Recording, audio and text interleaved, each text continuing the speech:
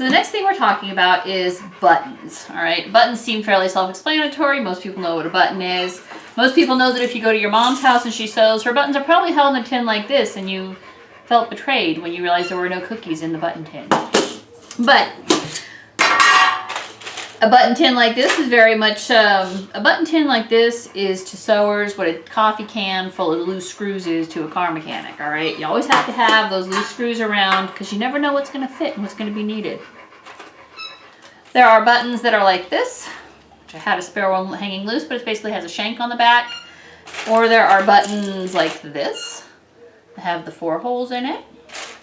Or you'll have buttons like this that have 2 holes in them.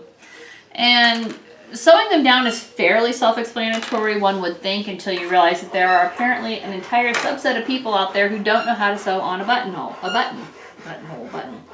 I showed you how to sew buttonholes. They're ugly, but I know how to do it. This is a sample buttonhole I made while I was stitching out, and it looks like hell, but it'll work for our purposes because the goal here is to show you how to sew the button on, and then it goes through the buttonhole. Now I'm going to do the shank button instead of the 4-hole button, just for ease. Essentially, figure out where you're going to put it, and I literally just stab it through the back. And there's my first stitch. And it's nice and loose and hanging, right? Oh no. I feel like I need to pull the threads tight here, or else people are going to think that I really have no idea what I'm doing given how completely hideous my buttonholes were. So I'm going to make an effort here. Basically with every stitch I'm catching this metal loop here, the shank, in the buttonhole, all right? Or in the stitching, not the buttonhole, the stitching. And it doesn't take much, all right? So this is just one way to stitch these. You can also stitch them a little looser. I prefer mine to be relatively snug for now. I'm sure that I will learn something else while sewing through the Women's Institute Library of Dressmaking that makes them nice and loose and hang weird. But for me, this is what I want. See?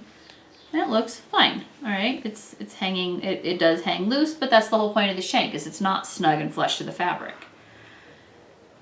And you don't need to do a ton of stitches. You need just enough that you can tie it off and not worry that it's going to break loose and fall off your garment. And that's it. Voila. An ugly practice buttonhole. I swear ugly buttonholes are becoming a trademark. And then the button. And that's how you sew on a shank button. And there you go. Those are buttons for the week.